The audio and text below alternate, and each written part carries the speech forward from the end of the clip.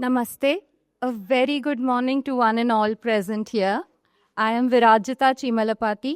I'm the Senior Research Associate at WRI India, and I welcome you to our session on designing an inclusive urban future. Through the course of this session, we will flow from a collaborative presentation into a keynote address by Mr. Madhav Pai, our CEO, and move into a launch for two co-created products which were created by adolescents, and conclude with a panel discussion amongst dignitaries who will deliberate on the multiple facets of urban public space development and co-creation. Through this session, we aim to center adolescent-led, co-creative urban public space development as the key to unlocking inclusive urban futures.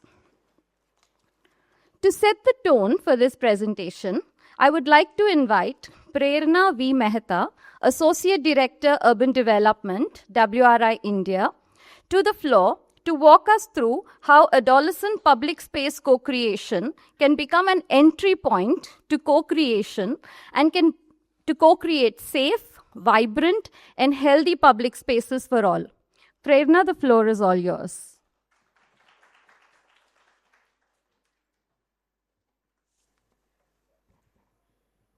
Thanks, Virajita.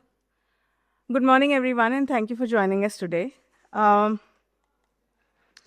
I'm delighted to share with you the journey of Safe, Vibrant, and Healthy Public Spaces project, a 3-year effort that began in the challenging times of COVID-19 and has grown into a movement led by adolescents, communities, and city actors.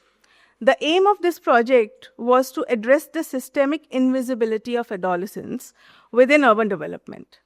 The project uses adolescent-led public spaces as an entry point towards making the invisible visible by creating a mechanism for adolescent inclusion. Over the past 3 years, we worked across 2 diverse socio-cultural, climatic, and geographical contexts, the cities of Bhubaneswar and Jaipur. We worked in a consortium model with 4 partners and 1 learning partner to implement 5 unique tactical interventions, while engaging 4,000 plus adolescents, close to 3,000 plus community members, and 150 city officials. That led to the improvement of nearly 10,000 square meters of public spaces across 5 unique projects that witnessed 5,500 plus unique visitors, including 300 plus adolescents with disabilities. But why adolescents? UNICEF enumerates 1.3 billion adolescents in the globe, with 253 million residing in India. However, adolescents remain largely invisible within cities, neither children nor adults at the age between 10 to 19. Globally, the New Urban Agenda and the Sustainable Development Goal 11 embed the principle of making cities and human settlements inclusive, safe, resilient, and sustainable for all. Thus, inclusion of young people as active agents remain crucial for the fulfillment of these targets. However, adolescent and public spaces is a global blind spot. And in Indian context, there are very limited opportunities for adolescent inclusion within urban development. Public spaces, especially in urban contexts, have a deep impact on physical, cognitive, social, and developmental trajectories of adolescents. And involving young people is critical as their involvement has been proven to be beneficial for their psychosocial and developmental needs.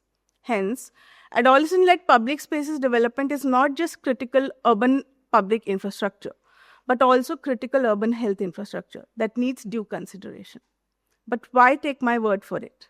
Let's hear it from one of our adolescent champions, Harshita Singh. So inviting Harshita to share her opinion.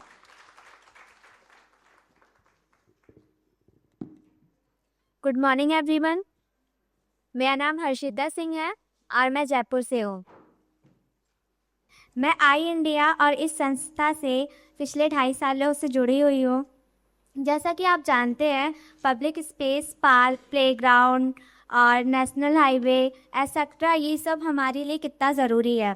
जो public place होते हैं ये हमें घर के बाहर सुरक्षित महसूस कराते हैं और हमें हमारे दोस्तों के साथ मिलने जुलने का मौका देते हैं। जैसा कि आप जानते हैं कि प्रेजेंट टाइम में जो ये पब्लिक स्पेस है इसको यूज़ करने में एडोलेसेंट्स जो हैं उन्हें बहुत सारी प्रॉब्लम्स को फेस करना पड़ता है, जैसे कि पब्लिक स्पेस ना हो या फिर है तो वहाँ पे ऐसी सुविधाएं नहीं हैं जिसे यूज़ करते वक्त वो सेफ फील करे, या फिर उनकी जो मेंटली और फिजिकली जो हेल्थ इश्यूज होता है उसे लेकर वो फेस करते हैं, या फिर समाज में लेकर जो रोक टोक है और लोगों की बुरी बातें उन्हें सुननी पड़ती है। जैसे कि मैं खुद एक लड़की हूँ और मेरा एक्सपीरियंस है कि लोगों को लगता है कि हम लड़कियों को ये सब करने से कुछ नहीं मिलेगा और आगे चलकर हमें चूल्हा चौका ही करना है। बट एटलीस्ट ये जो पब्लिक स्पेस है ये हमें हमारी क्रिएटिविटी दिखाने का मौका देती है। ये हमें जैसे डांसिंग, स्केटिंग एक्सेट्रा, इसके थ्रू ये हमें मतलब एक चांस देती है कि हम ये सब सीख पाएँ और ये हमें मतलब इस पब्लिक स्पेस सिर्फ घूमने के लिए ही नहीं बल्कि हमारे ग्रोथ और हैप्पीनेस के लिए भी काफ़ी ज़रूरी है। इस प्रोजेक्ट से पहले तो मैंने पब्लिक स्पेस के बारे में ज़्यादा कुछ नहीं जाना, बट इस प्रोजेक्ट के थ्रू मैंने काफ़ी पब्लिक स्पेस को विजिट किया है और इनके डेवलप में अपना योगदान दी हूँ। और इस प्रोजेक्ट के थ्रू मैंने अपनी कैपेसिटी को बिल्ड किया है, जैसे कि टीम वर्क, लीडरशिप और काफ़ी कुछ है जिसमें मैंने पब्लिक स्पेस की नॉलेज को भी बिल्ड किया है। और इस प्रोजेक्ट के थ्रू जो भी मुझे नॉलेज मिली है इसके थ्रू मैं कमेटी के जो अदर्स एडोलेसेंट हैं उनको मैं अब जागरूक कर रही हूँ। Thank you so much.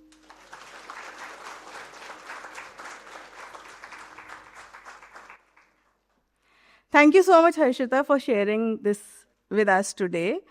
By involving adolescents as active agents in shaping urban environments is not just beneficial for their overall development, but is essential for driving meaningful change and leveraging new age innovation. However, our struggle was, when we started, our big struggle was that there was nothing that brought this social capital and urban development together. We looked at various approaches that were existing towards identifying a mechanism where adolescent social capital could be mobilized within the design and testing of mechanism itself. We wanted to walk the talk and center adolescents as co-creators and active agents of change. This led us to public spaces assessment framework approach. An assessment framework provides a structured approach through which we retain focus on core principles despite scale and reach.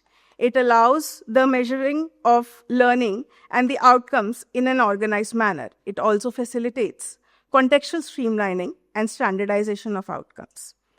Thus, public spaces assessment framework was developed as a co-created tool which is inclusive and able to generate actionable and granular data dashboards. I'm going to again pause here and pass the mic to Smriti Rekha, another adolescent champion who helped us in co-creating this tool and has been instrumental in shaping how it looks today. So, Smriti Rekha, over to you. Good morning everyone, मेरा नाम स्मृति रेखा महारना है और मैं इस project से लगभग 2 साल से जुड़ी हुई हूँ। इस प्रोजेक्ट में 2000 प्लस एडोलेसेंट के साथ 40 डिसेबिलिटीज पर्सन्स भी जुड़े हुए हैं। जब मैं पहली बार आई थी प्रोजेक्ट में तो मुझे नहीं पता था कि पब्लिक स्पेस क्या है, कितने टाइप्स के हैं, उसे कैसे यूटिलाइज किया जा सकता है, डिसेबिलिटीज़ के लिए पब्लिक स्पेस में क्या फैसिलिटीज़ होने चाहिए, ये सब मुझे मीटिंग में आकर पता चला। और फिर हमने एक पीएसएफ के दौरान बहुत सारे जगह ऑडिट किए और अपना फीडबैक दिया। हमारा पहले वाला जो पीएसएफ का वर्जन था वो बहुत ही लेंदी और कॉम्प्लिकेटेड था। ज़्यादातर हियरिंग एम्पायर लोगों के लिए तो दिक्कत हो रहे थे बहुत। फिर हम सबका फीडबैक मिलाकर एक नया और वर्जन आया जो कि बहुत ही इजी, कलरफुल और एंजॉयबल था। फिर उसी इम्प्रूवमेंट पीएसएफ को लेकर हमने अपना टैक्टिकल अर्बनिज्म साइट को डिज़ाइन किया था, जहाँ पर 1500 से अधिक किशोर किशोरियों के साथ 40 एडोलेशन भी जुड़े हुए थे। और फिर मुझे सिटी डिसेमिनेशन प्रोग्राम में भी PSF और स्कोरिंग सिस्टम को एक्सप्लेन करने का चांस मिला था, जहाँ पर डायरेक्टर, डेप्यूटी सेक्रेटरी, SSCPD और BMC PMU टीम आए थे।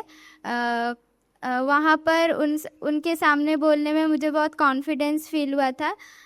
मगर उसके बाद फिर हम लोगों ने देखा कि जो विजुअली इम्पेयर है, मेंटल एक्चुअल डिसेबिलिटीज़ जो हैं, उनके लिए भी तो कुछ होना चाहिए, उन्हें भी मतलब प्रॉब्लम्स हो रही है। तो हमने सोचा कि ये जो PSF है उसे आगे जाकर जहाँ मतलब ब्रेली हो सके, मतलब ब्रेली हो सके और पिक्टोरिकल फॉर्मेट में हो सके, जैसे वो लोग समझ पाए। और मैं खुद बहुत प्राउड फील कर रही हूँ कि हम एडोलेशन को लेकर मतलब सिटी को सबके लिए इंक्लूसिव किया जा रहा है। Thank you. Thank you, Smriti Rekha, for sharing this experience. This is really valuable for us because we have seen their growth in the past 3 years. But I'm going to take a pause here before I continue the presentation. We have our CEO, Madhav Pai, with us today, and I am going to invite him to deliver a keynote first. Madhav.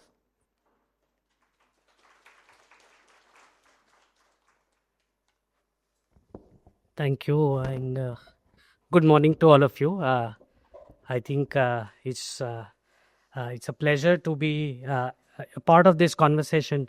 A lot of this whole work that we are doing is focused on public spaces.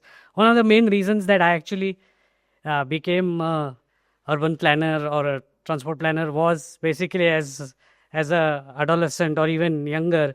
I mean, just constantly losing our playgrounds to buildings, and they converted one of the playgrounds into an open air art gallery, and used to be used by probably 1,000 kids, and then this place was pretty looking, but nobody was allowed inside it. They put a lock and a guard outside it, and so I think this really triggered me. And growing up in Mumbai has, I think, one square meter of public space where you need, like, we have about 1/10 of what is really needed, right? So I think losing these public spaces was a big driver. And now as we start to think about the challenges that we face from climate, I think heat, flooding, and especially in very unequal cities, in the morning session also the whole discussion was only 30% of the population lives in planned areas, right? The 70% of the city lives in informal, sort of transitional,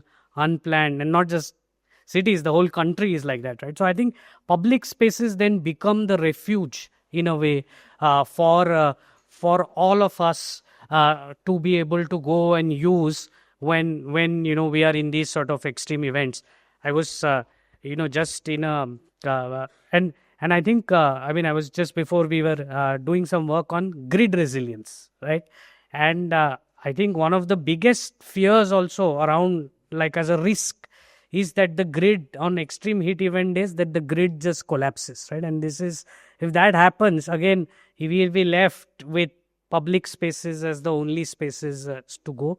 We are all very technocratic people. I think we trained as planners. We come with some very engineering and other plans. But over the last few years, with a few partnerships, we've been also working with the support of the Van Leer Foundation on working with infants, toddlers and their caregivers, and designing spaces for them. I think this work that the Botna Foundation supports us, of working with adolescents and bringing those voices, has really also been a great learning. I think it has really transformed how we think about even designing and planning for these spaces. And I think just hearing just now, I think just the importance of getting these voices, getting the participation, really becomes very critical. I mean, a lot of these things also happens much more naturally in rural settings in India, but I think in the urban settings, especially where we don't have these kind of programs, I think really how do we create these public spaces as community spaces where we can bring these voices, but then these also become the refuge for the city. And I think that's really the opportunity. So really three things. I mean, one is actually these spaces become spaces where we can hear voices also, so everybody comes and then they become also opportunities to demonstrate what an equal city should look like. And I think and for that I think we are very grateful for being able to be part of this this sort of engagement and learning on how to bring other voices and participating. I mean, recently we've been part of a urban forest, if you would. So it's a small part in Mumbai, and it is designed also with resilience, so it's built as a floodable landscape. They've tried to do bioremediation and become a eco STP. But just when you go there and now you see people use that space, I think it's just tells one of the need and the importance of these spaces for sort of making cities successful. So I think and tactical urbanism also becomes a great sort of pathway to be able to do it, and this can be done by a lot of people. So I think for us also the big challenge is we've done it in a few places, but how do we then think about really creating this as a movement? Because unless this happens, I don't think we are going to be able to do justice to the scale and the size of the problem or the challenge that we are dealing with. So with that, thank you very much for all of you to joining us on this conversation, and look forward to the deliberation side. Thank you very much.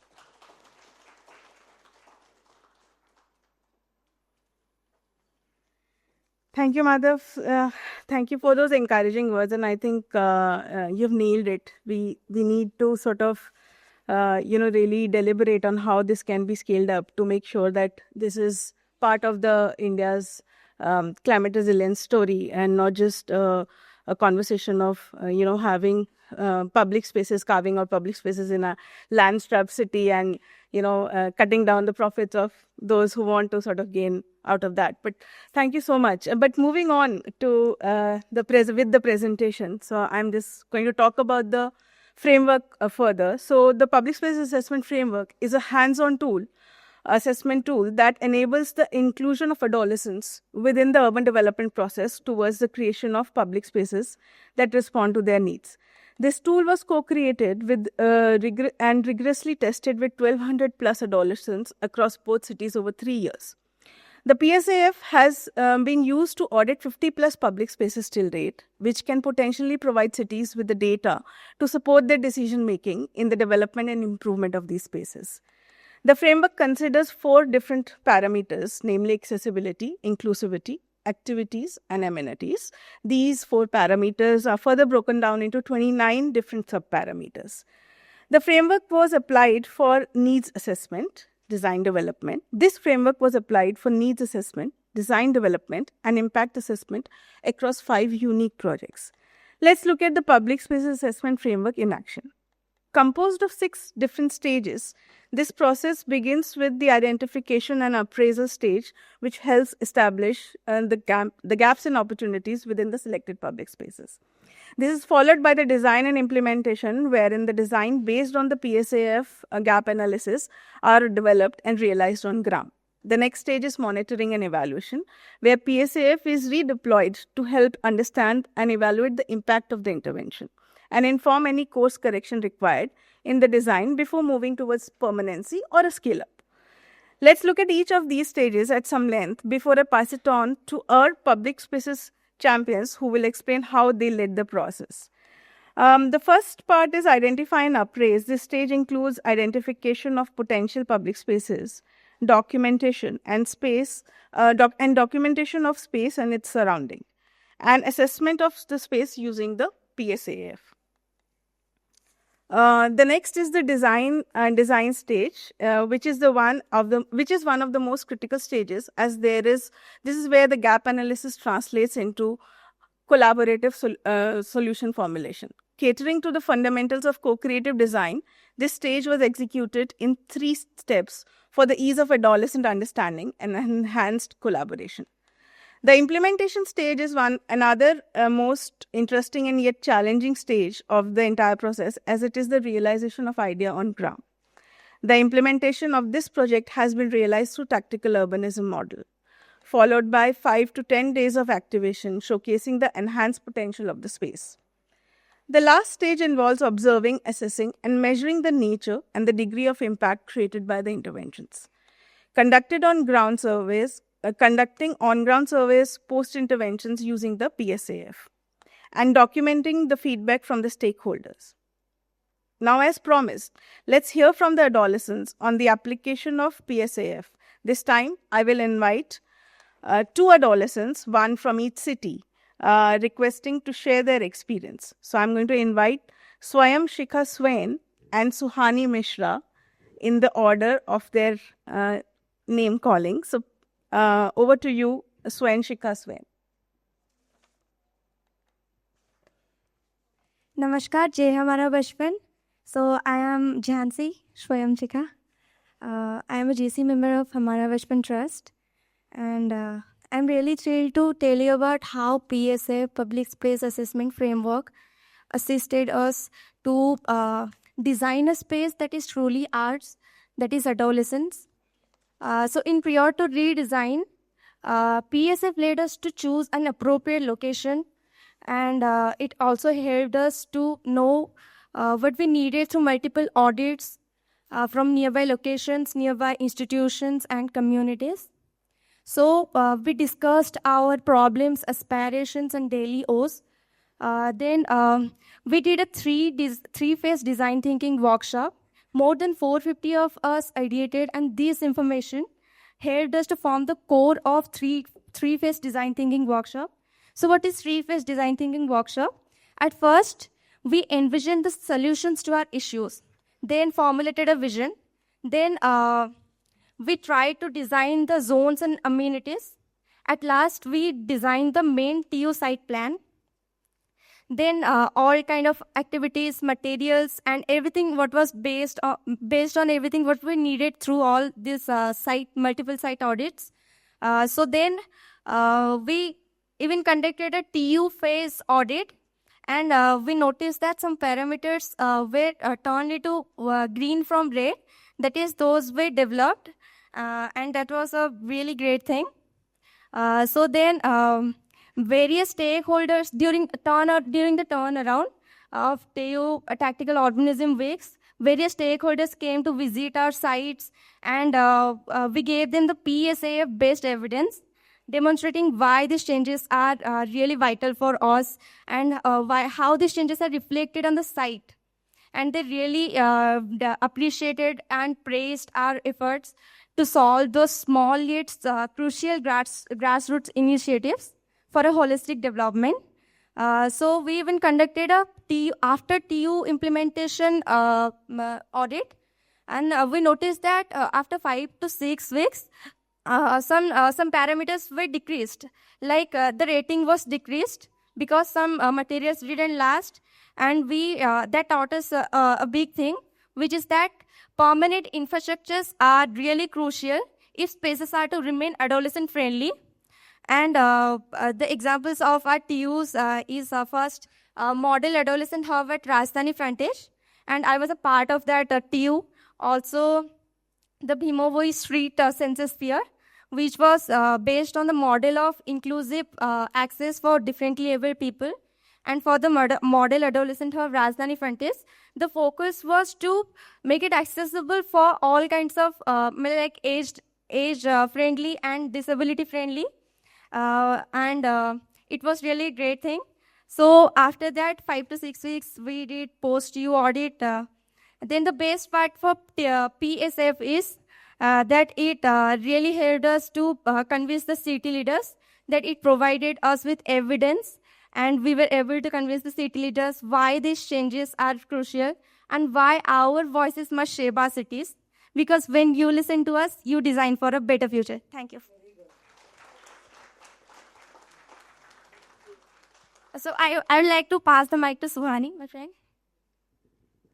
नमस्ते, मेरा नाम सुहानी मिश्रा है और मैं class 12th में पढ़ती हूँ और मैं जयपुर से आई हूँ. मुझे इस project safe vibrant and healthy public spaces से जुड़े हुए 2 साल हो गए.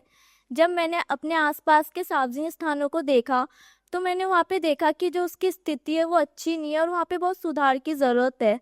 लेकिन एक बहुत बड़ा सवाल था कि वहाँ पे कितनी सुधार की ज़रूरत है और ये कैसे होगा।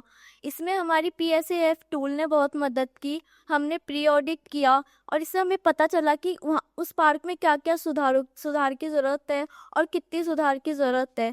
और जो कि ज़्यादातर जो स्कोर था वो रेड आया था। और इसने हमें ये भी एहसास कराया कि किसी पार्क को सुरक्षित, स्वस्थ और एडोलसेंट फ्रेंडली बनाने के लिए हमें बहुत मेहनत करनी होगी। हम स्टेप बाय स्टेप आगे बढ़े। मैंने डिज़ाइन थिंकिंग की वर्कशॉप में भाग लिया।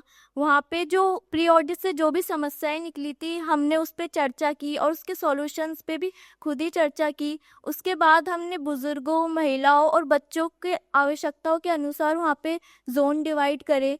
फिर हमने एक मॉडल तैयार किया और फिर हमने आर्किटेक्ट दीदी के साथ मिलकर एक कॉन्सेप्चुअल डिज़ाइन बनाया। हमने डिज़ाइन बनाने के बाद इम्प्लीमेंटेशन किया टैक्टिकल अर्बनिज्म को यूज़ करके। और इम्प्लीमेंटेशन के दौरान हम वहाँ पे थे, सपोर्ट कर रहे थे और हम देख रहे थे कि जो हमारा काम है वो हमारे अनुसार हो रहा है कि नहीं हो रहा। उसके बाद जो स्ट्रक्चर था वो टेम्पररी था और हमें बहुत कम खर्च में लोगों को ये दिखाना था कि एक एडोलसेंट फ्रेंडली और सुरक्षित पार्क कैसा दिखता है।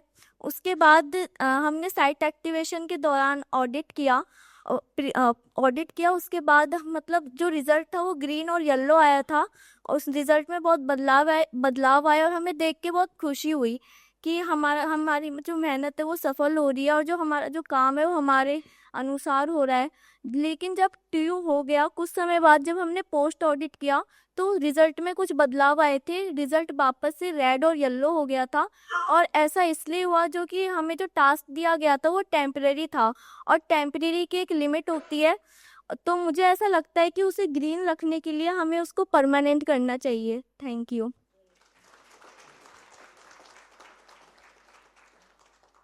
Thank you so much, both of you, for sharing these stories from ground. Because this project was designed in a way where this was embedded in the communities, this was embedded through the adolescents in the ecosystem that we were trying to work. This received notable media attention in both cities, and which highlighted adolescent and community participation and their transformation impact. The pandemic gave us a pause, making us recalibrate our thinking on what sustainable cities should look like. We saw the value of simple things that we did taken for granted or disregarded, like walking, cycling, access to healthy public spaces. The journey of past 3 years has taught us that we can take this forward collaboratively and design for inclusive futures. This is where we see ourselves headed in terms of sustainability and scalability in 2 cities, where we are strengthening and keeping alive existing interventions through the support of local partners and are working with city authorities to adopt the public spaces assessment framework to center adolescent needs within the city's urban development process. While a broad transformation towards sustainable cities is critical and can be overwhelming, it begins with people-centric development and spatial planning. This can be achieved through the livable neighborhoods approach that can demonstrate scalable alternative possibilities. The PSAF is an innovation that helps us center people and public spaces within the people, nature, and climate conversation as critical nodes in city systems. Galileo once said, "Give me the right lever and I can move the world." The PSAF shows us that with the right tool, we can work together to make the right choices towards equitable, inclusive urban futures. With this, I'm going to pause and hand it over back to Virajita.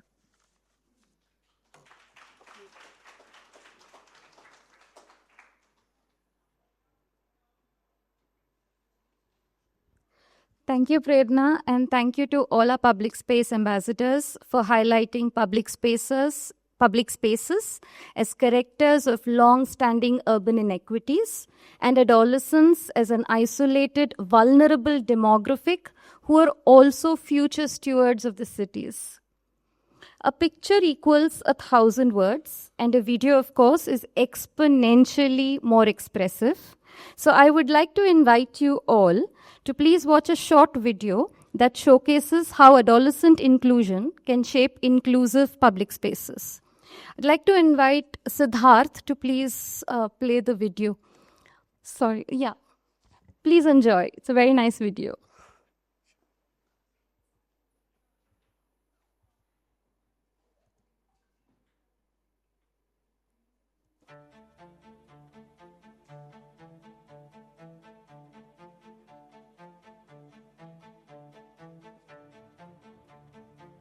Friends याद है जब वो लोग नाना नानी के घर पे जाते हैं तो वहाँ पे सब कुछ कितना साफ रहता है, हवा पानी सब कुछ कितना साफ रहता है। पर यहाँ शहरों में यहाँ पे इतना ज़्यादा पॉल्यूशन हो रखा है कि सांस लेने में भी दिक्कत होती है। और मम्मी मना भी करती है कि धूप इतनी हो रही है, बाहर मत जाओ। और बाहर भी जाए तो जाए कहाँ, आसपास ऐसी कोई जगह है भी नहीं जहाँ मैं और मेरे दोस्त आराम से बैठ सके। क्या यहाँ कोई ऐसी जगह है जहाँ मैं और हमारे मोहल्ले के लोग मिलकर कोई एक्टिविटीज कर सकते हैं? कौन आम ए जगह विभिन्न प्रकार कार्यक्रम कर एठारे पानीय जल एवं शौचालय सुविधा अच्छी कि? Good public spaces are vital for building resilience, reducing inequalities, and supporting well-being. Yet, they're often out of the reach for those who need it the most. For example, adolescents, those aged between 10 to 19 years who make up over 20% of India's population. मैं जहाँ रहता हूँ वहाँ खेलने के लिए जगह नहीं है और हमारे घर से 1-2 किलोमीटर दूर में जाके पार्क है। हम जब गली में खेलते हैं यहाँ के बड़े लोग गुस्सा होते हैं।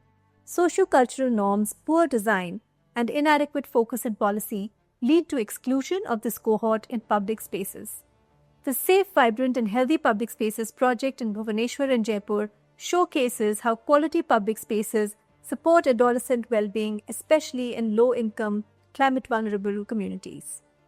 आडोलेसेंट माने आम देशर भविष्य तो से स्वास्थ्य और मानसिक विकास दायित्व आम समस्त जेहेतु किशोर अवस्था हो देश विदेश विषय जानवर समय तेणु आम परिवेश को सुस्थ और सुरक्षा पूरा अत्यंत आवश्यक।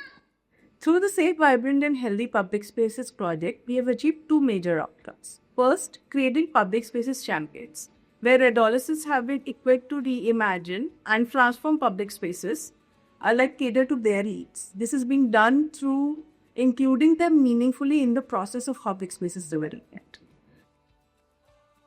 In this journey, they not only gained knowledge about urban environments, but were also able to drive the conversations and ground actions with confidence and rigor while becoming community captains. मैंने इस प्रोजेक्ट में जब starting में participate किया था तो उस time मेरे को बोलने का कॉन्फिडेंस नहीं था और अब मैं कॉन्फिडेंस से बोल सकती हूँ, मतलब हिचकती नहीं था, तो ये मेरे लिए सबसे वैल्यूएबल थी। Second, co-creating India's first public spaces assessment framework to drive data-led participatory development. This is one of its kind framework as it looks at adolescent needs with respect to public spaces.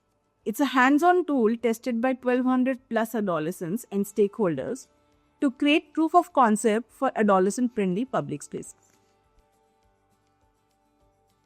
आम जो audit करवा गलु से देखिले सफा अच्छी कि नाई आउ खेलवाई जगह अच्छी कि नाई आ सबुठ इम्पोर्टाट व्हील चेयर व्यवहार हो पार कि नाई आम बुझिलु जे सार्वजनिक स्थान गुड़िक वास्तव साधारण लोक नहीं से ही अंचल लोक आवश्यकता पूरण करूँ।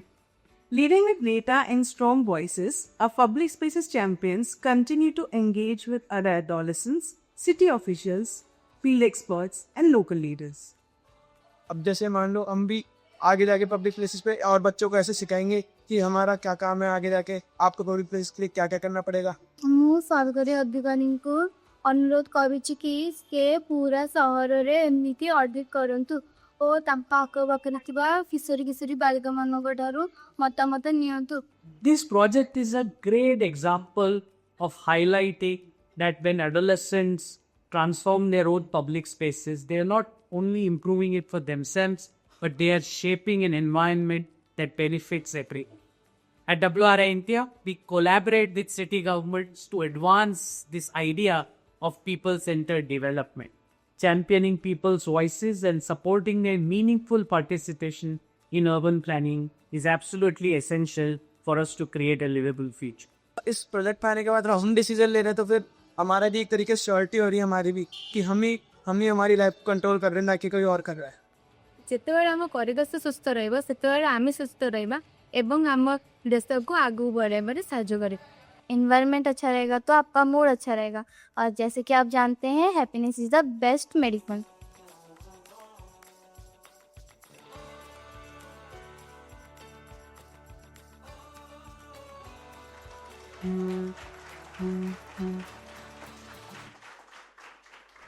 It has been a source of immense joy, learning, pleasure, and privilege to be a part of this journey of the past years, of which the video was just a glimpse.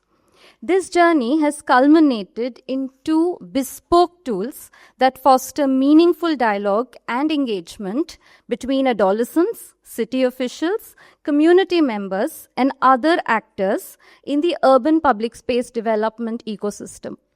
The first of them is the Public Spaces Assessment Framework, a co-created framework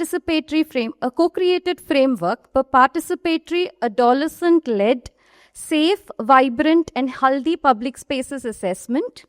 And the second is the Yuva City Handbook that aims to effectively empower adolescents to be change enablers and lead neighborhood-level actions while offering suggestions to varied actors on ways in which they can meaningfully support in the development of adolescent-friendly public spaces. It is with immense pleasure and pride that I would like to invite our public space champions and adolescent collaborators onto the stage to please launch these 2 tools. Please come onto the dais.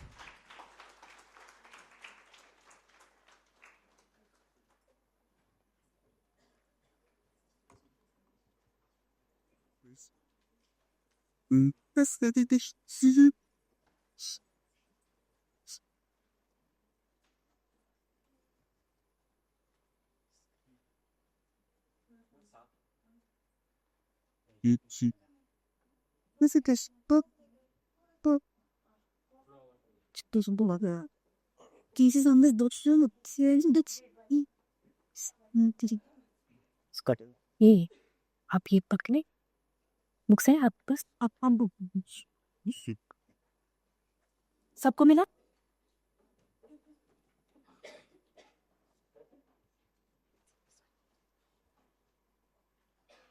A huge round of applause. This has been their work over the past 3 years, day and night.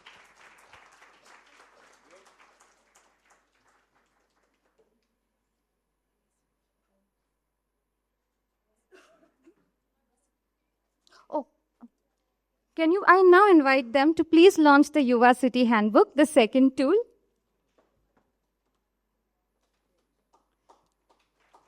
A huge round of applause again for all of them.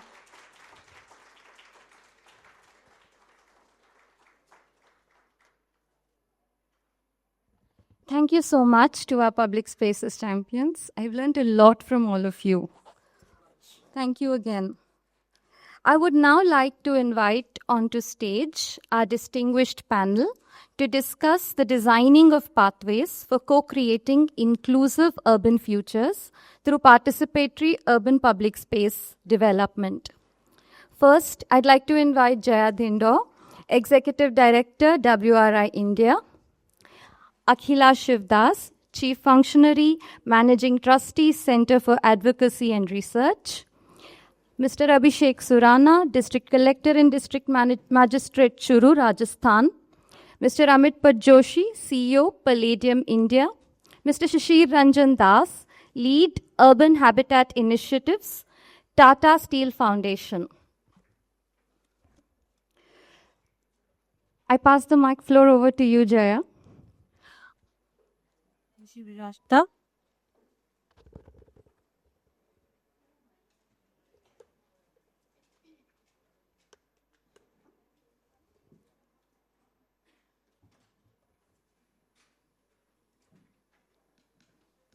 Thank you, Virajita, and for this wonderful session. It's probably the first one in Connect Karo or ever where we've seen our Yuva ambassadors and the youth sort of, take ownership, launch guidebooks, things that they have co-created. And first of all, Akhila and Suhani, big round of applause for you too. Y'all were immensely articulate. जिस तरह से आपने बताया अपना experience, जैसे share किया आपने, बहुत ही अच्छा था और I could hear confidence and a sense of agency in your voices, which is wonderful, and I feel like that is sort of the testament of the success of this project. So congratulations to both of you. Thank you so much for sharing your work. So coming back to the panel, I am going to start with you, Akhila. Basically, as we are innovating, designing inclusive, localized, scalable, community-led models of governance, such as the PSAF, and tools and guidebooks, really. And you have extensive experience in sort of community-led engagement models, especially within vulnerable groups. So how do you see the role of adolescents with such innovations, both as sort of co-creators and agents of change, but also as the cohort that would benefit from them? Firstly, hearty congratulations. Wonderful presentation. Every bit of it sounded like melodious, well-synchronized music. All the sentiments that, we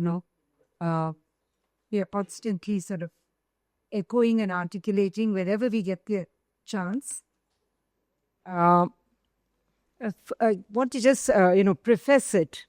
There are a lot, when you talk about adolescent development, and you talk about it in the urban, resource-poor, informal settings, then the first thing you're, adapting yourself is to actually bring all your intersectionalities together and, work it in such a way that, all of that comes together.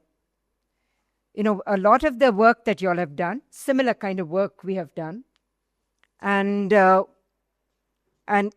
built it on the foundational work, built adolescent involvement and participation on that foundational work. And of firstly, the battle for equity, we are very far from scoring any, whatever, shall we say, permanent sort of, victories as of now. It's still highly divided, and the urban squalor and poverty is of a different dimension. It, strikes at the core of your own inner being. It's not about just the physical deprivation, and it's there every day. It is stark. So you're looking at all of that, and in that battle for equity, this entire intergenerational, the entire founding of that whole spirit of, combating, fighting, redressing, addressing, changing the power dynamics, the equations, is a continuum, from the entire set of, people that reside in those areas. One of the things that we found when we built on the foundational work and went to the young people were always part of it. It was not like, there's no such silos. All our meetings, the children are part of the entire, and they are imbibing and imbuing many things as we are unfolding all our work. And yet, it's not, you're not, stimulating their voice or their agency. And that's another set of exercise that one needs to do. One of the things that we found is that it's not about the hardships that they face. It's the way we underestimate. Today, all the speakers, each one of them, demonstrated such mature, thought out, well sort of, structured thinking, not just, speaking and confidence, the basic thinking. And they understood, a lot of this stuff. They understood what audit means. They understood what evidence means. They understood what decision-making and advocacy with decision-makers mean, So a lot of that sort of insight they gave us today, it is that underestimation. We seem to have, I think it's a little bit of it is cultural. It's not just only class and, caste and strata. It's also cultural that young people are, they're very opportunistic in our equation with young people. Sometimes they're not supposed to talk. They're not supposed to, exhibit any wisdom or insight. And at other times, they're supposed to hold the entire sky on their, head. So it's a lot of that kind of, shall we say, double speak that goes on in our culture. That's one part of it. And the amount that they responded, and three things stood out for us. When they explored what is truth, there was nothing. Everything was laid bare. The truth was so stark. But when they went on from truth to, creating a wish list, it was so close to some of the very basic things that we take for granted. Just having a tap in your home, having a toilet in your, house, and not being subjected to open defecation, and all the indignities that go with it. All of that. Just the stench, the filth, all of that, even in the film, it came out very clearly. Just, dying to be in a normal, so-called normal, basic milieu. They're not asking for castles. They're asking for something very basic. And when they went into actually visioning, it was very, very, inclusive. All the polarization that we are seeing today, in every sphere of life that we are now witnessing, all vanishes because in the face of the kind of odds they are facing, and particularly when you put in the word climate, the odds are immense. The fortitude is immense. Immediately, all the sort of, differences dissolved, and they came out with a very common vision. And all of that, inclusivity. The only small submission I have with you all is, when you do inclusivity, accessibility, amenities, all of that, you assume that in inclusivity there's gender, there's disability, there is, it's not necessarily there. Inclusivity gets defined in many ways, and sometimes it even sort of, creates what is called a hierarchy of inclusivity. This is more important, this is less important. So all that intersectionality has to be defined very clearly. Within inclusivity, you have to talk about gender inclusivity, disability inclusivity, age inclusivity, and not pack it into one term and assume that, it'll all come together. It won't, because the power structures are such that they tend to subsume, and, so that's one observation we had. And then 3 things that they looked at. When they looked at the tools, audit was one tool, but more important was their own mapping. Mapping in granular mapping. Mapping not only what is existing, but mapping challenges and mapping possibilities. And from that came, their urban design. A lot of, rainwater harvesting, voluminous kind of, rainwater harvesting, so that everything becomes green and beautiful and forever, the sense of that it should be infinite and eternal was also there in their vision. So that was, a great thing that happened. And the last point I want to make, that all of this was ensconced in a whole process of, thanks to Mr. Surana played a very big role. Thanks to the municipal, all the authorities and officials, a lot of sort of revamping, particularly of the informal settlements, was happening. We sort of seized the opportunity, put the communities at the center of it. It's best to, go with the ebb and then go with the tide. There's never any time that where you can actually calculate a design. You said, we'll have evidence and we'll go, then we'll ask them. Not necessary. Sometimes they are ready and we have to be ready. And we have to make hay while the sun shines. That's what they did. And in that process, there was a sense of trust. Trust is the most important thing. At the end of the day, have you gained trust?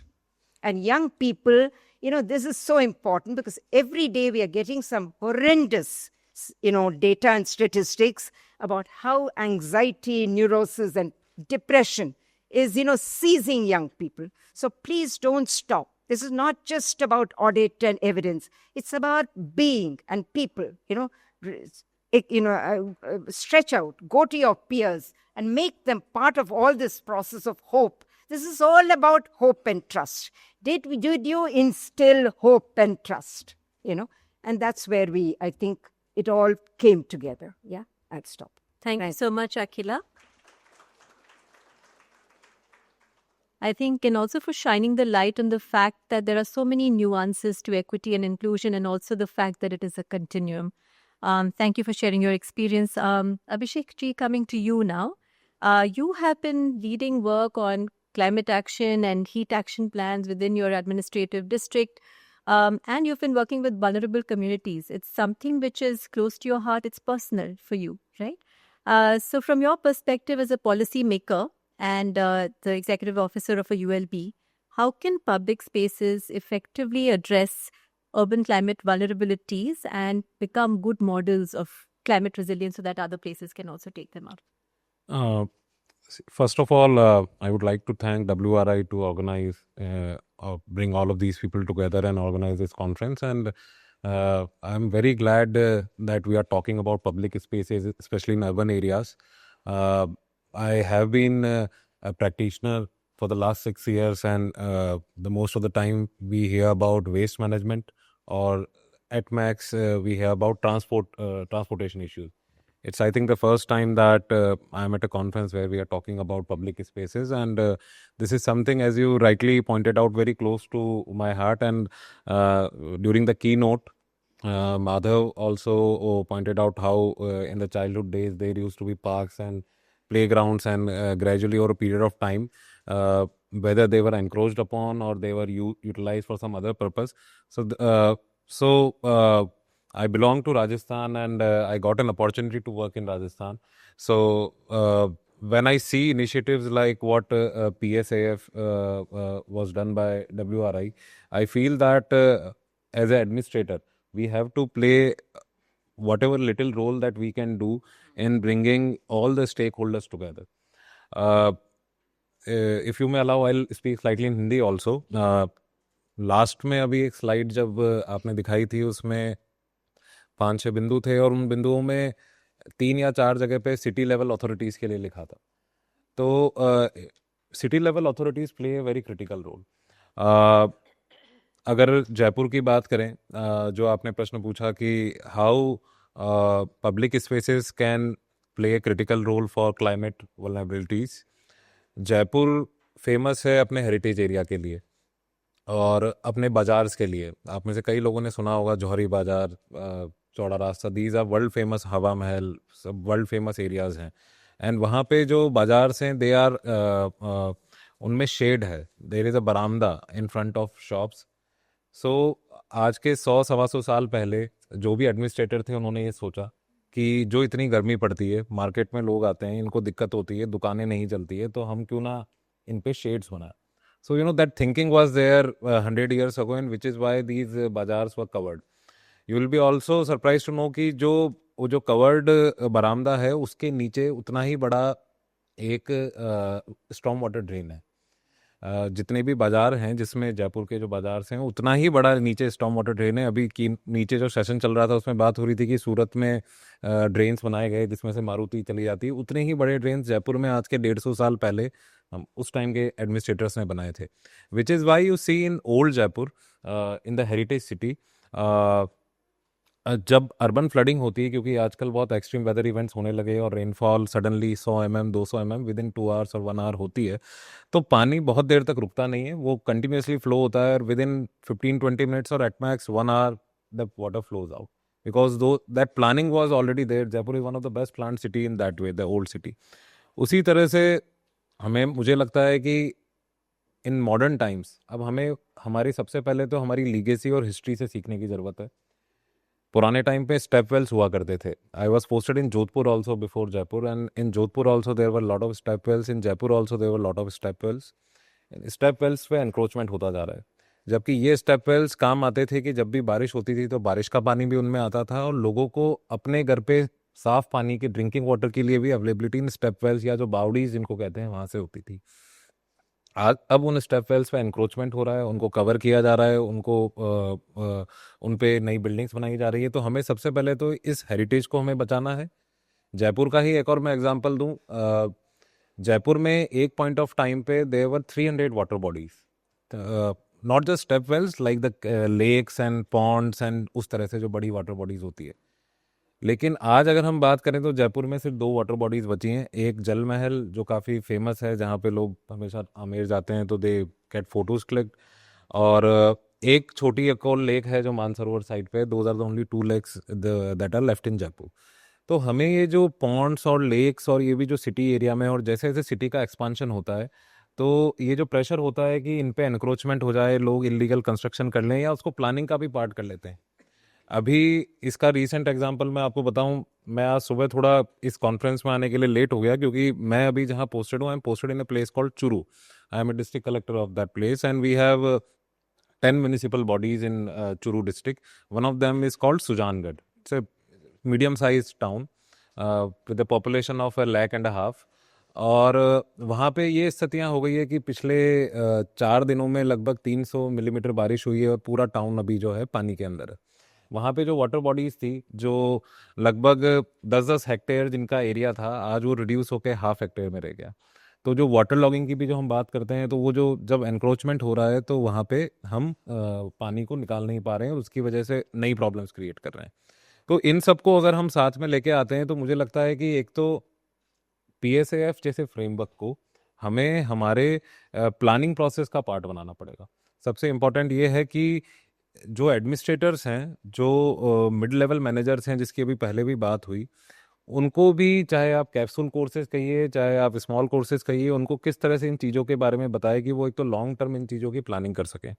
दूसरा, एक बहुत अच्छी चीज़ जो हुई थी, I remember when the first time I met WRI team, और मैंने शायद सिद्धार्थ और इन लोगों को याद भी होगा, the first thing I said was कि हमें जिस तरह से बहुत सारे लोग आर्किटेक्ट्स बन गए, बहुत सारे लोग ट्रांसपोर्ट प्लानर बन गए, लेकिन अर्बन प्लानर, और वो भी बहुत ही एक नीश एक सब्जेक्ट हमने बना दिया है। आज अगर मैं मेरी डिस्ट्रिक्ट की बात करूं, I have a urban population of about 10 lakhs, total population of 30 lakhs and urban population of 10 lakhs spread across those 10-11 towns.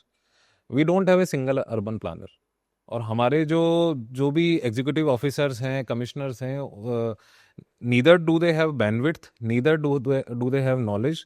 उनको पता भी नहीं है कि हमें करना क्या है। They do basic fire fighting on a daily basis. तो इन लोगों की ट्रेनिंग भी बहुत ज़रूरी है, और हमें यूथ्स को अगर हम किसी तरह से इन चीज़ों के बारे में बता सके, जैसा कि इस वाले इनिशिएटिव में किया गया, तो मुझे लगता है कि वो एक काफ़ी हेल्पफुल होगा। तीसरी चीज़ है कि डेटा।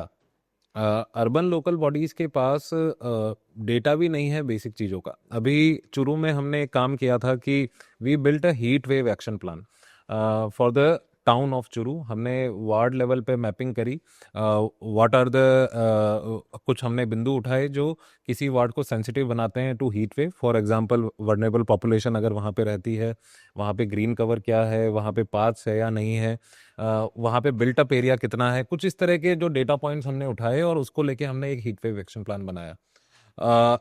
लेकिन वो चुरू के लिए तो बन गया, लेकिन बाकी जो राजस्थान में 300 म्यूनिसिपल बॉडीज हैं वहाँ के लिए नहीं बना। चुरू में उस हीट वेव एक्शन प्लान से फिर हमने ये किया कि हमने हर वार्ड में एक बोर्ड लगाया और एक व्यक्ति की ड्यूटी लगाई, वॉलंटियर की ड्यूटी लगाई कि जब भी हीट वेव होती है तो उस पर बहुत बेसिक तरीके से लिखा हुआ है कि रेड, ग्रीन, ब्लू, अलग अलग तरीके की, आप उसको रेड कर दीजिए तो सबको पता है कि हमें क्या करना है, कि आज स्कूल की छुट्टी होगी। जैसे दिल्ली में शायद ग्रेडेड रेस्पॉन्स एक्शन प्लान होता है ड्यूरिंग पोल्यूशन डेज, तो हमने उस तरह का एक GRAP बना दिया फॉर हीट वेव, क्योंकि बार बार नए ऑर्डर्स निकालना कि आज स्कूल बंद है, आज सारी कंस्ट्रक्शन साइट्स बंद रहेगी, उसकी बजाय हमने उसको इंस्टीट्यूशनलाइज कर दिया। तो उस तरह की भी जो कुछ चीज़ें हैं मुझे लगता है हमें करनी चाहिए। एक और जो बात मैं बीच में कह रहा था कि वाटर लॉगिंग को लेके, सबसे बड़ा जो मुझे लगता है जो सिटीज़ को थ्रेट है वो वाटर लॉगिंग का है। स्टॉर्म वाटर ड्रेनेज और सीवरेज पहले तो अलग नहीं है, पहले तो उनको अलग करना, उसकी प्लानिंग करना और उसके बाद उनको ऑपरेशनलाइज करना, क्योंकि साल में 10 दिन हैवी रेनफॉल होता है और उसके लिए आप अगर 20 या 30% बजट अपना खर्च करते हैं, not every city is able to do that. उसके लिए अमृत 2.0 में कई सारे फंड्स कई सिटीज़ को दिए गए, but not every city is Amrut city भी बहुत लिमिटेड है। मेरे ज़िले में मात्र 2 सिटीज़ हैं जो अमृत सिटी में है, तो बाकी 8 का क्या। तो उसके बारे में भी हमें सोचना होगा, क्योंकि urban flooding has become a reality as I speak here today. मेरे ज़िले में आज भी बारिश हो रही है, वहाँ आज भी बड़ी स्थिति थोड़ी सी ख़राब है। तो किस तरह से इसको हम इंस्टीट्यूशनलाइज करें, किस तरह से फ्लडिंग को लेके सबसे ज़्यादा हमें काम करने की ज़रूरत है। ऑब्वियसली उसके अलावा भी जो दूसरे इश्यूज़ हैं, शेड्स, हीट स्ट्रेस को लेके भी काम होगा, लेकिन फ्लडिंग इज़ समथिंग जिसको लेके हमें इमीडिएटली अमृत को या तो एक्सटेंड करना चाहिए या अमृत के जैसा ही 2.0 के जैसा कुछ और भी लाना चाहिए, जिससे सारी सिटीज़ को हम कवर कर सकें। So I would like to stop. Thank you.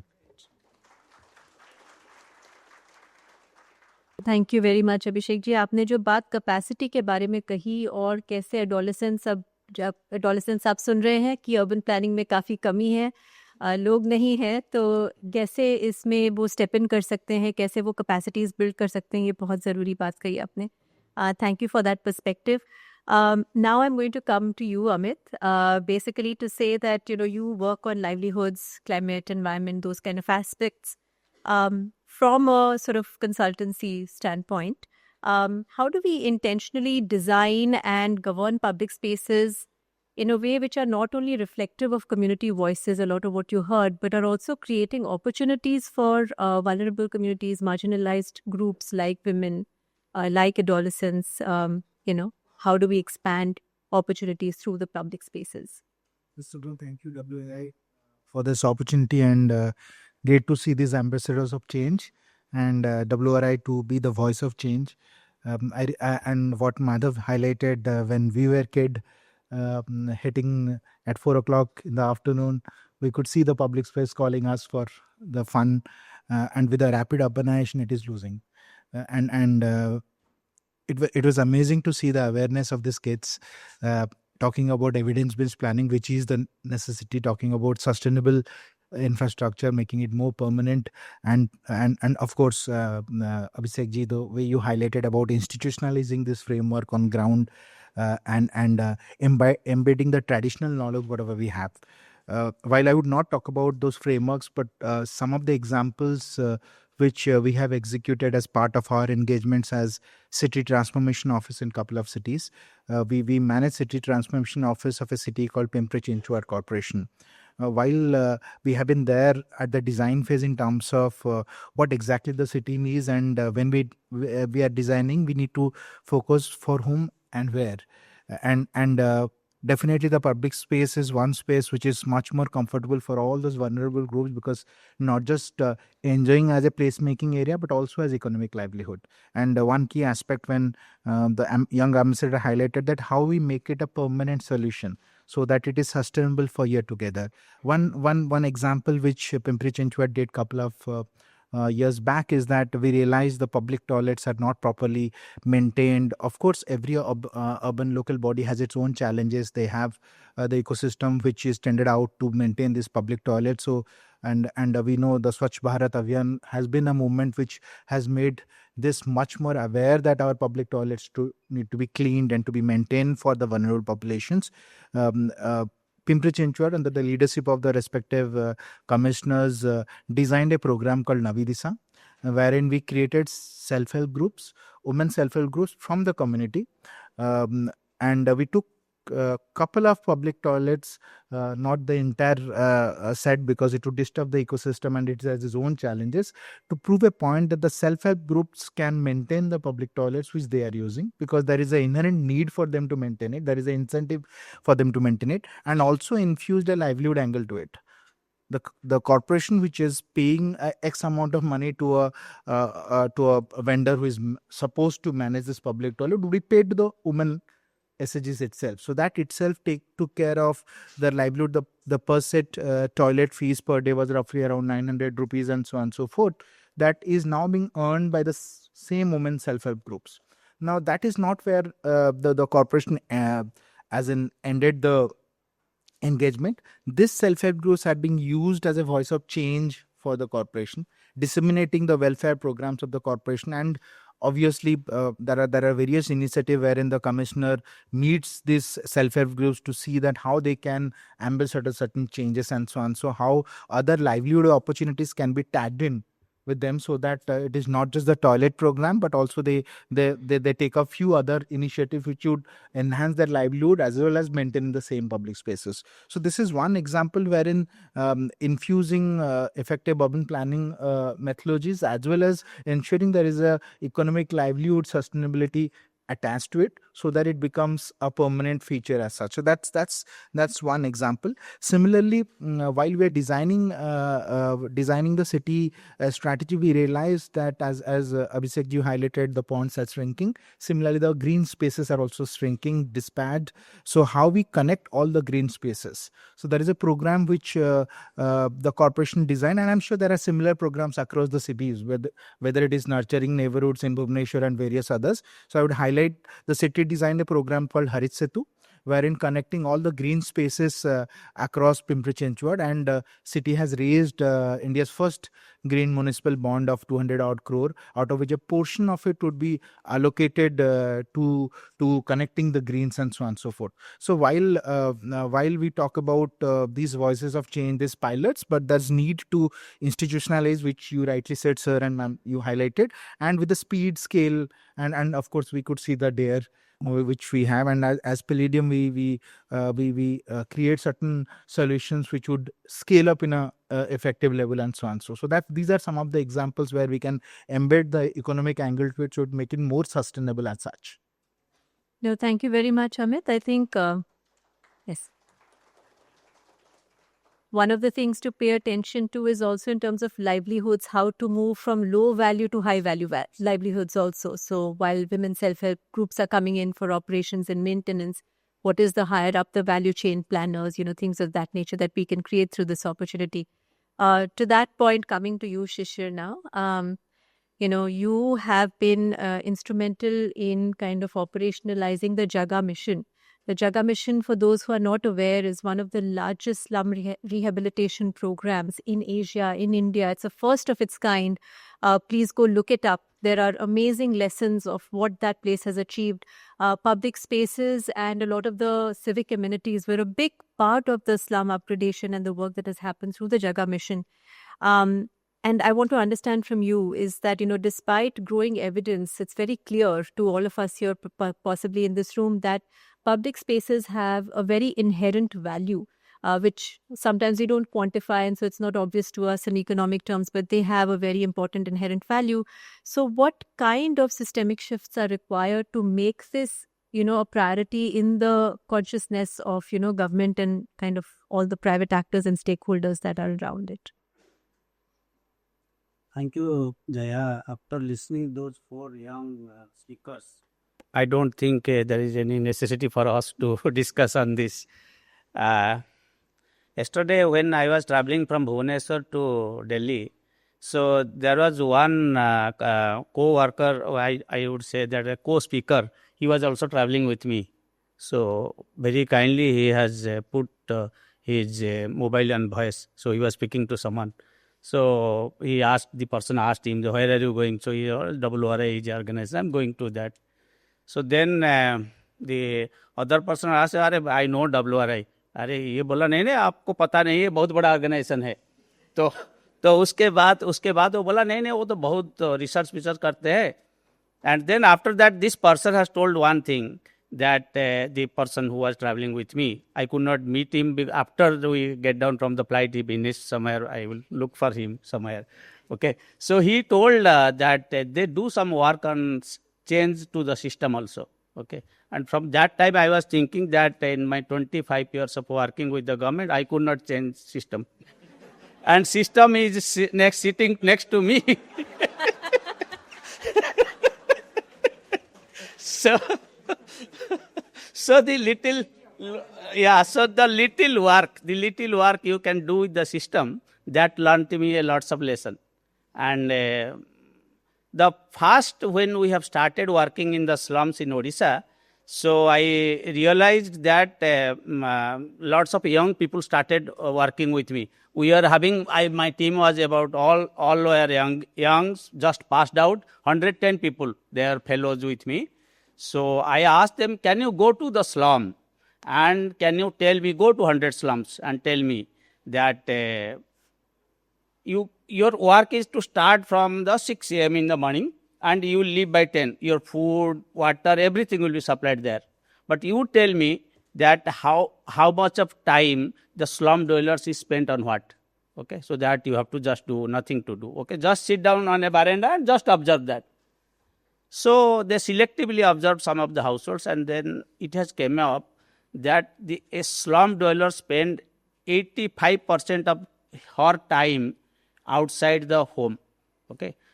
And because of that, most of the homes are so small that you cannot stay inside that very long time, okay, except time when you are cooking. And sometimes what happens also, lots of women, they put something on the chula and they come out and they sit sometime, and after that they went, okay. Secondly, also I realized that lots of people who adolescents, those, I was just remembering those days when we were having that study also.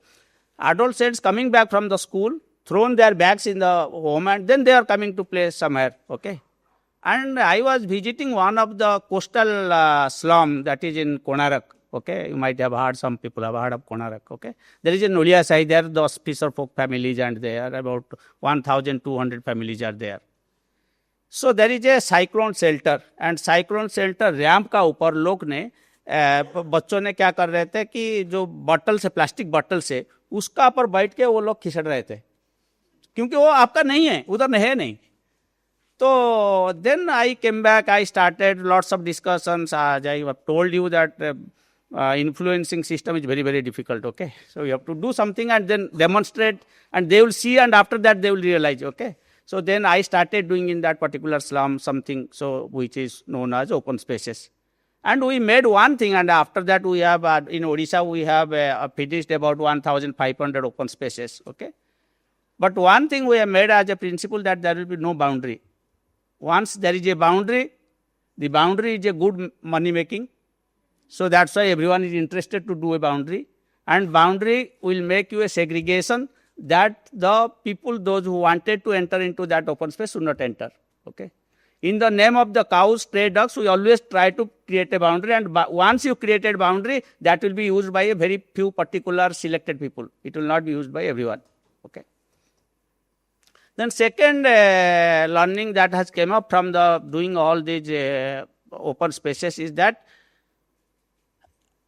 whichever is the place nobody is using, it might be a waterlogging area, or people are using for the open defecation. If you ask someone which the places we can develop for the public space, they will show that place, because that has not been used by anyone, okay. So what happens then, we have done like about 3 months of research that how we can sustain the public places. The public places that we have created, I know that in the government system it is very, very difficult to maintain those places. How can it continue, it can sustain those things? So at minimum, you can put the infrastructure, okay. Don't put lots of infrastructure. And everyone is interested to put infrastructure, okay, including the municipal administration, including the people, everyone wanted that, because they wanted to show something. And also when you are purchasing, procuring the materials also, there are lots of money is also coming up, okay. So then you need not get into that.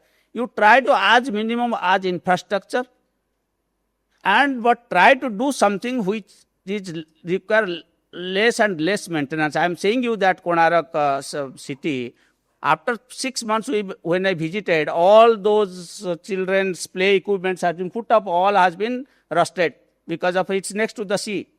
And we have never been considered the climatic zone, we have never been considered what requires to be there, okay. And then what happens is by this, that you minimize the as much as less infrastructure you can build in those equipments you can do it there. And most importantly, that community, not today, when you started thinking of the open spaces or public spaces, community is using at the open spaces or public space, okay. You have to study that, why, how, what way community is using it, okay. And based on that, you have to come up with certain ideas. If women are coming together, you should not create it at a play space for children. If you are creating it, it will never be used, okay. And if you are seeing somewhere children is playing, then you are doing it for women to come together, it's never been used. And please, another most important learning is that for the open spaces, you don't need a big patch of land. In small piece of land, you can do it.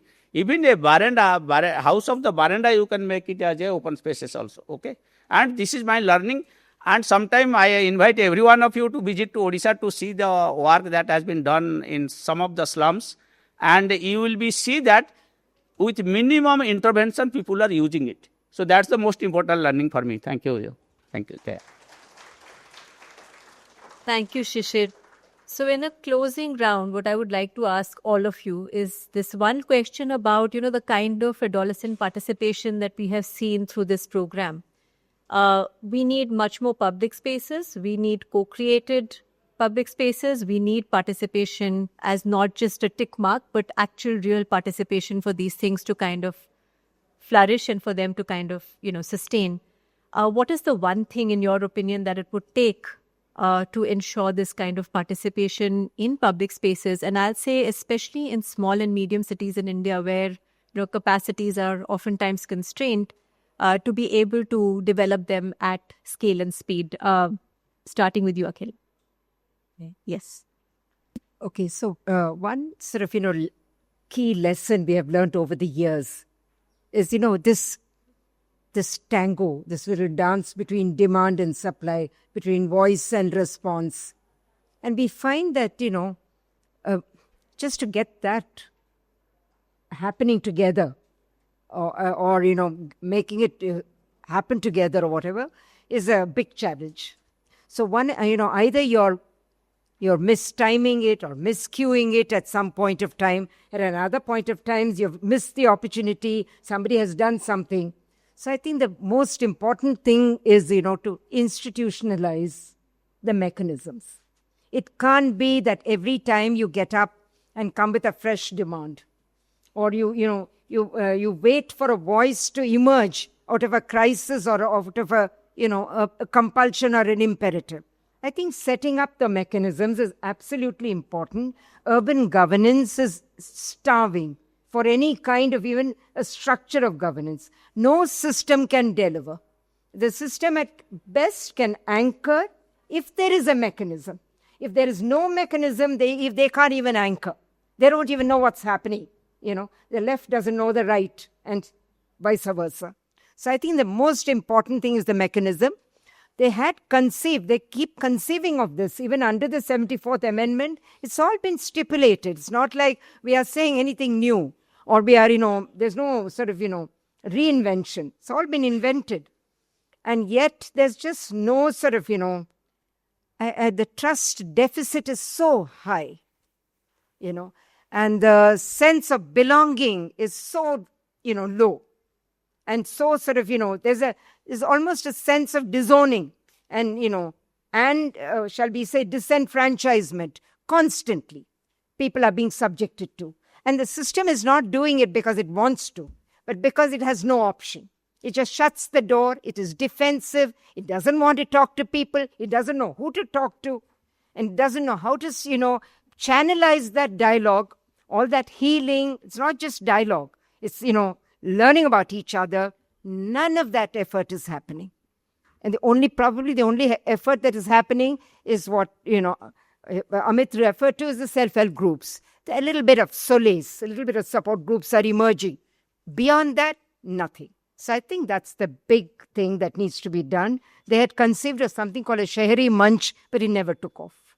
But maybe that idea needs to be, Got it. So institutionalizing mechanisms, Abhishek ji, आप बोलना चाहेंगे कि कैसे करना है institutionalize? So I'll add on to what Khilaji just said, कि mechanism to institutionalize the public participation in co-creation, how youth voices or how the voices of marginalized become parts of the planning process, that needs to be institutionalized. And I believe Swachh Bharat Mission also provides us some sort of template कि किस तरह से इसको किया जा सकता है. For example ma'am ने अभी एसएचजी ग्रुप्स का बताया, जो national urban livelihood mission, as part of that they are working with the urban bodies. उसी तरह से अभी जो नया इनिशिएटिव है सिटीज़ 2.0, जिसको लेके महुआ जो मिनिस्ट्री है जो काम कर रहे हैं, उसका भी यही पार्ट है कि किस तरह से हम जो इनफॉर्मल सेक्टर है उसको उसका प्लानिंग प्रोसेस का पार्ट बनाएं. with the advent of digital tools and the 311 apps and everything, I think it is not some very difficult thing to do. Citizen participation होना चाहिए, यूथ लेड पार्टिसिपेशन होना चाहिए, इनके आइडियाज़ को हमें लेना चाहिए. मैं जब जयपुर का म्यूनिसिपल कमिश्नर था, वी रियलाइज कि how difficult is it for some young person with some good idea to approach municipal body. मतलब it is very threatening. It is बहुत डर लगता है म्यूनिसिपल नगर निगम में जाने से पहले लोगों को कि पता नहीं वहाँ क्या हो जाएगा हमारे साथ. And I sort of realise कि ऐसा क्यों है. इट्स क्वाइट इंटिमिडेटिंग, मतलब the way the entire institution is and जिस तरह की बातें उसके लिए सुनी जाती है. नॉट जस्ट जयपुर, मतलब इट इज़ एवरीवेयर. छोटी जगह पे नगर पालिका, फिर नगर परिषद एंड नगर निगम, और हर सिटी की यही कहानी है.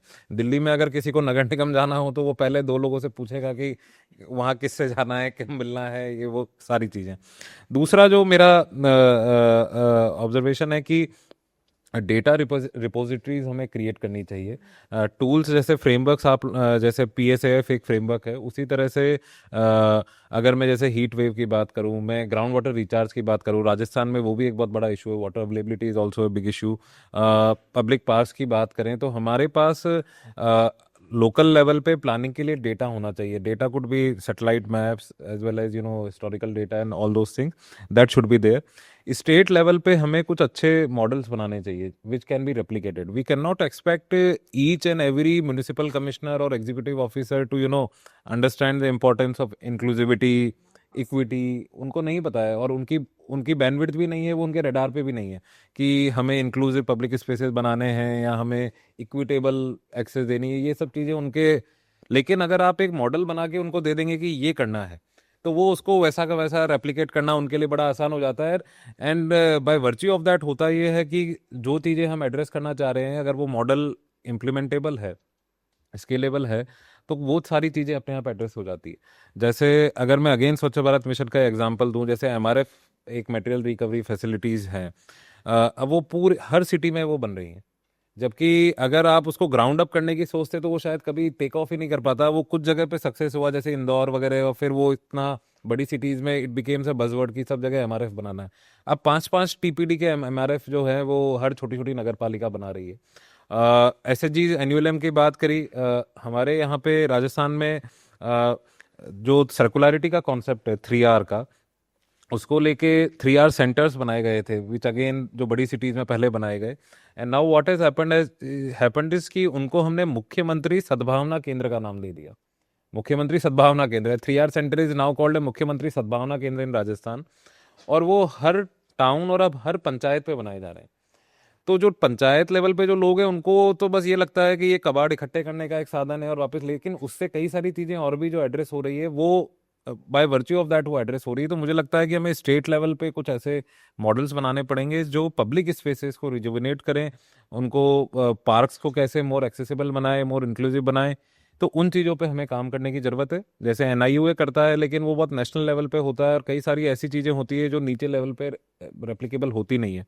तो with the resource crunch we have, with the skill set of the manpower that we have, how can we create models which are replicable and scalable? उस पर हमें थोड़ा सा काम करने की ज़रूरत है.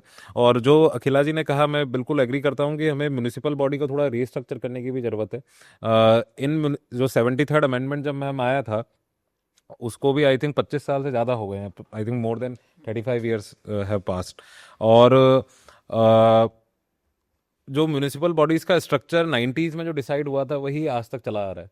वहाँ पे आज एक ही आपको असिस्टेंट इंजीनियर मिलेगा, एक ही जूनियर इंजीनियर मिलेगा. अर्बन प्लानर की तो पोस्ट ही नहीं है वहाँ पे. तो when you don't institutionalise these things in way of the in the structure of the institution, the hierarchy of the institution, तो फिर आपको वो रिजल्ट भी नहीं आप एक्सपेक्ट कर सकते हैं जो 21st सेंचुरी में वी एक्सपेक्ट. सो उस पर भी हमें काम करने की जरूरत है. Couple of things, I mean there is not a single short solution which can say कि ये चीज़ काम करेगी. मल्टीपल चीज़ें हैं जो हमें लगता है करनी चाहिए. Well, thank you very much for talking about this from a solutions side, really. And I'll just pick on one thing that you said is frameworks and data repositories as tools, and to make them user friendly. We also talked about, capacities which are lacking in some of these cities. So Amit, over to you. In order to kind of scale this, how do we build the capacities to use these frameworks, data tools, etc.? So as we know this term, cities are engines of growth, और इस भागदौड़ में हम on the urbanization. We have been focusing on how to improve the GDP of cities, ignoring the basic facet of a city. And I agree to your point, ma'am, that SSGs is a small initiative. We need to scale it up at a sustainable pace. Well, sir, you highlighted that it needs to be institutionalized. What we realized in our experiment with the PCMC setup, wherein the phase one is to demonstrate such small changes, and now we are trying to replicate those frameworks at a sustainable level. One example of it is that when we started this Navi Disa, then we during the COVID we collated all women widows and gave some livelihood trainings through the corporation. But these are small examples that needs to be scaled up. How? Institutionalization, very good, but who is going to ensure that has to be a champion for institutionalization? I'm proud to say that I have, with my 25 years of career, I have seen a corporation, despite having 3 commissioners change, it is so ingrained for transformation that they are abiding to all guidelines. Yes, we need transformation despite 3 changes of commissioner. And how? Because the framework, they have abided to that. Secondly, that framework also has now a teeth. The corporation has set aside that 10% of the fund would be allocated to the participatory budgeting demands which is from the city, whether it is women group, whether it is adolescent, and so on and so forth. That gives a teeth to that framework to institutionalize. And another example of it, we recently started an engagement with the Housing Development Authority, Mahada called. They're focusing on rental housing because with the urbanization in Mumbai and so on and so forth, there are challenges of affordable housing. We created a concept along with the officials of happiness index in terms of capturing information, as you said, capturing information from all the stakeholders, what kind of affordable housing is required. So that's now in the process of ensuring that we are listening to what is the city's demand. Again, it needs teeth that needs to be implemented. So institutionalizing and putting frameworks, providing enabling environment within the ecosystem, as Sisirji said, system cannot change, but definitely the direction that the effort can be made to ensure that the direction is towards that transformation, and with the effort of civil society, organizations like WRI and every advocacy environment, there is a potential that this impossible task can be made. Got it. So the point towards champions, and that's very apt, Shishir, coming to you, because the Odisha model has actually been possible only because of great champions. How do we create many such models? So I'll take the thread from Abhishek ji, what he has told that So I'll take the thread from Abhishek ji, what he has told that the consultation with the people, community, and the most vulnerable. So I think everyone sitting in this room knows about the community participation, and very few of us does the community participation actually. Okay, I'll give a small example if time permits me. So I went to after the tsunami took place, then I went to Andaman Nicobar Islands for the relief and rehabilitation work. So very proudly I was working with not taking the name of that organization. The organization I was working, so very proudly we took truck loads of the sari, blankets and everything, and then we started distributing. The people are taking. So I found one lady is sitting under a tree, and she was not coming in the queue to take it. So I went to her. I asked her, "Madam, why not you taking something? Take it for something for you." So she has not replied to me. She told, "Do you have a lady colleague with you?" I told her, "No, because it's such a difficult situation. How can I have a lady colleague with me in this situation?" So she told me that, am I not a lady? I am staying here. So why don't you have your lady colleagues here? So anyway, I convinced to my office, like there are people like Abhishek ji. So I tried to convince, and they sent 2 ladies from Delhi to there, and then they started. I sent them to that lady, and that lady, what she has told, that lady, that has changed my entire career. She told, "What you are distributing is not required by us. We don't need sari. We don't need blanket. You do not know what is the temperature in Andaman Nicobar Islands. What will do with a blanket? Why are you giving the blanket?" Last 10 days, lots of aid agencies are coming and distributing this. Okay, sari le lo, ye le lo, khana le lo. Do you know that last 10 days we are wearing one set of undergarment? Can you provide us that? So that entirely changed my vision into the community. Okay. So when we are saying community, we are doing community consultation, we are creating champions at the community level. Most importantly, that whom with you are creating, the person who is sitting in the front seat. We are never been looking at who is at the end. After 4 years of this Jaga mission work, which we all are saying, I came to realize there are 15% of people, those who are not been awarded with the land right certificates that government was been distributing. And I have organized in each and every slum, 2,919 slums, I organized the vulnerability assessment. And I realized 95% of vulnerable households, those who are actually vulnerable, they have not received the land rights. So that day I started my work. So unless you understand the community, we are just saying the community consultants by the sake of community consultation, take a picture and then putting it in a report. Most of us, including me also. Okay, I am not out of that. Okay, how we can ensure that we can reach to the last person, we can hear to him or her who is standing with us, who is not been hard for last so many years. Then only I think we can create champions, we can bring in the changes in the ground. Thank you so much. Great. So really it's about dialogue with the community and not just to kind of go in with presumptions. So with that, I mean, thank you to everyone, but hang on for a minute. We will just open the floor. We have a full house. We'll open the floor for some questions. Yes, sir. Yeah, Mr. S. Can we have a mic? Yeah.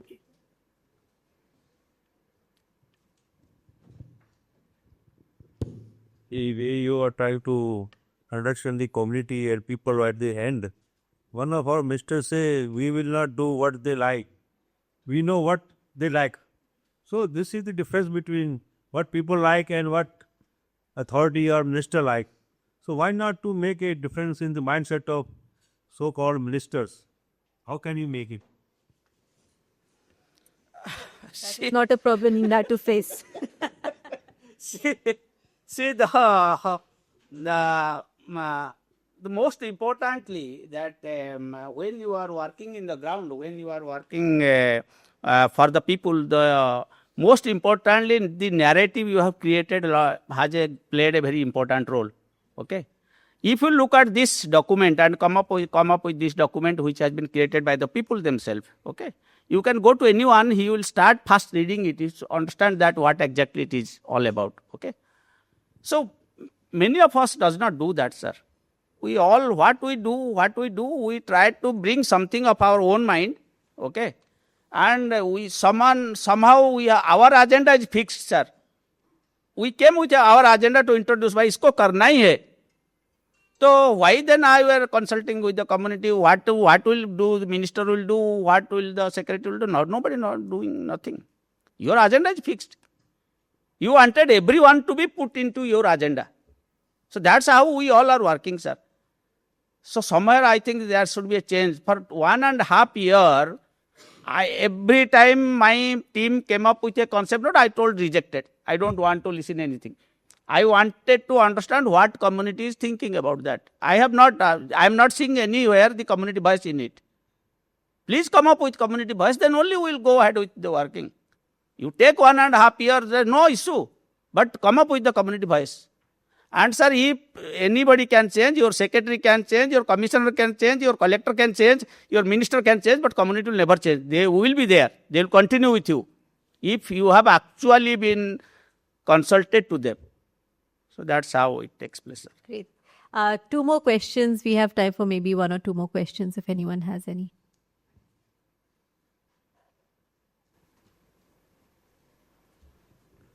Thank you very much. Very engaging, very insightful session. I've been to this conference after a very long time. And accolades to Ajaya, you and Madhav, your team. It is really nice to see the champions here, so confident that they are speaking absolutely uninterrupted in front of a huge group like this. So my question is to Jaya, your team members. Thank you for the speakers. It was an insightful session. It was very nice to hear you as well. My question is around the champions. how easy or difficult is to rope them, get them on board to work on projects like this for WRI, keep them engaged? And my third question would be, how do the parents react to the participation of these members? Is it easy to keep them with you throughout? All the champions here have been engaged for 2 to 3 years, as I heard. But how easy or difficult is it for you to get them on board and keep them engaged then? So, on this question, would Siddharth, Virajita, somebody?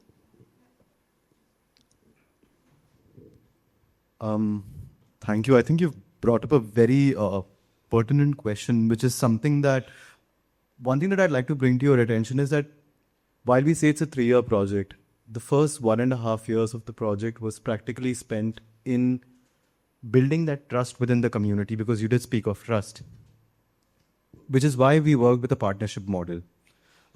We have 4 local partners in the room with us today. These are organizations who have been working with these communities for so many years. And they were the ones who, helped facilitate this engagement that we have with these adolescents today. So no, it wasn't easy. Trust building certainly takes time. We have been able to map, like for example, we've been able to map multiple things. Like for example, how many visits does it take to a particular household to actually to be able to convince the adolescent or the caregiver that, this is something that the adolescent needs. So it is something that definitely built over time. Of course, I'll ask Virajita to also come in, but because you did ask about parents as well, we also have one parent in the room to just, say that, this is testament to the fact that not all of them were equally on board. But once they did see that the changes that this entire project brought within the adolescents, and how confidently they have been able to, put their points across or participate in all of these different activities within the program, I think we've also been able to bring them on board, and now they've become the champions. So it's not just the adolescents who are the champions now. The parents are, speaking to other parents and also helping bring other adolescents into the fray. So. Actually, Siddharth, can I request you to actually hand the mic over to the parent or one of the organizations who's helped us do this? Harshita, your parent, Marie.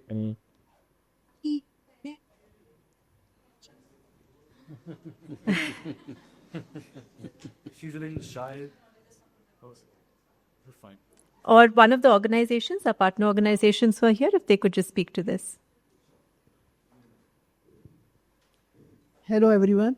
So, on behalf of Magic Bus India Foundation, I would like to share the process which we follows for the youth engagement.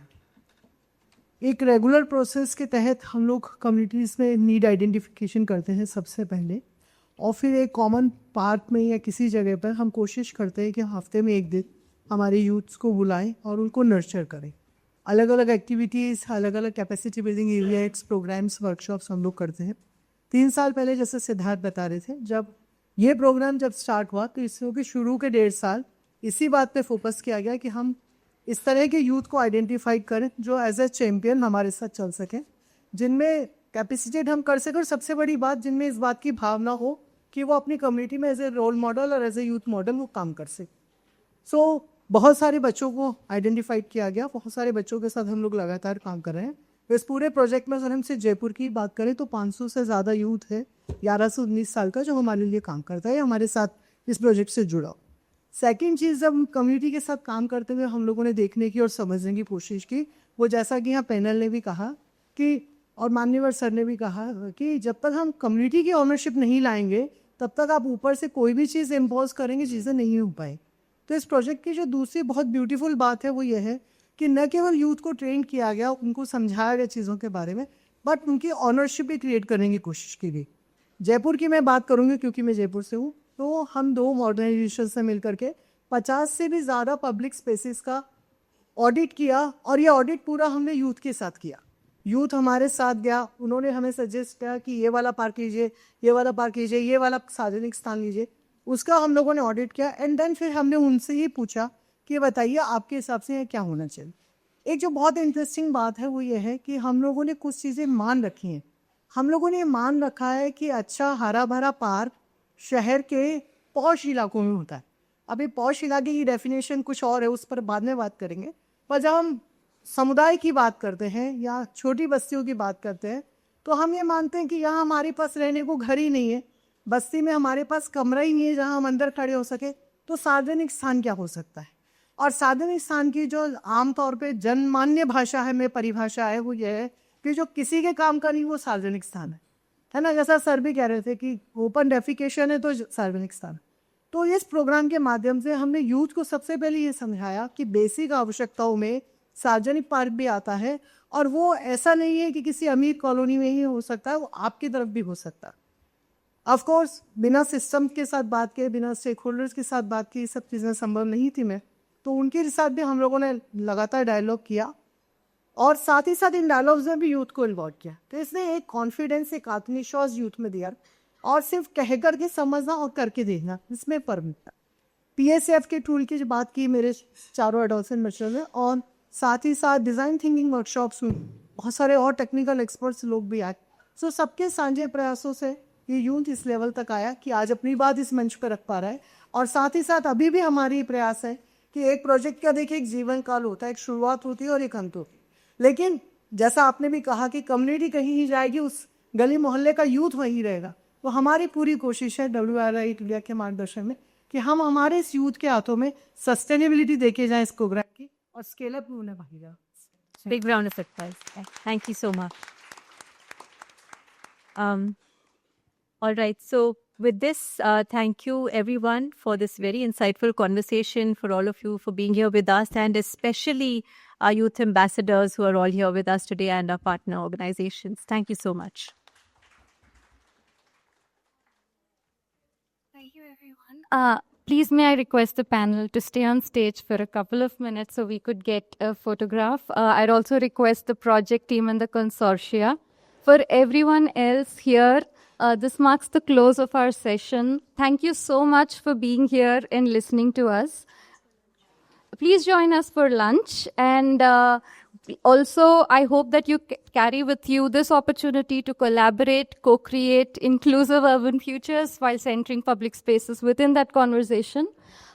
Please do visit our exhibition where we have a public spaces and our project panel, and we've also left some collaterals at the end for you to please take yourself. So thank you so much. I'd invite the project team to please, and the consortia to please come on stage for a photograph. And of course, our adolescent collaborators, nothing is complete without you. Please come on stage. Virajita, sorry, Himanshi finished this. Go.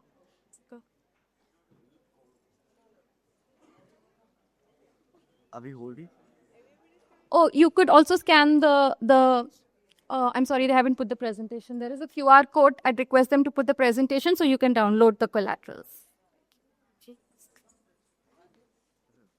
Yeah, stand from in the kids, adolescents. Remember, we call it kids. No kids, only adolescents. Yes. Mohi, Malgi. I about to bring a plant. Your kid. He's still child. Yeah, I'm glad to hear that. As long as it's children's.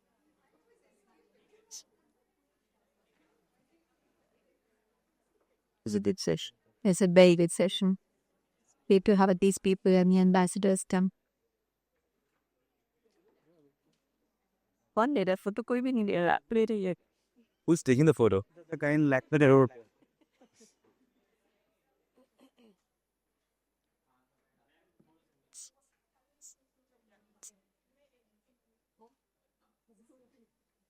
और राजीव की is looking back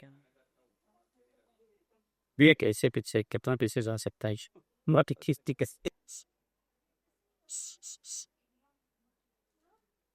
Steering.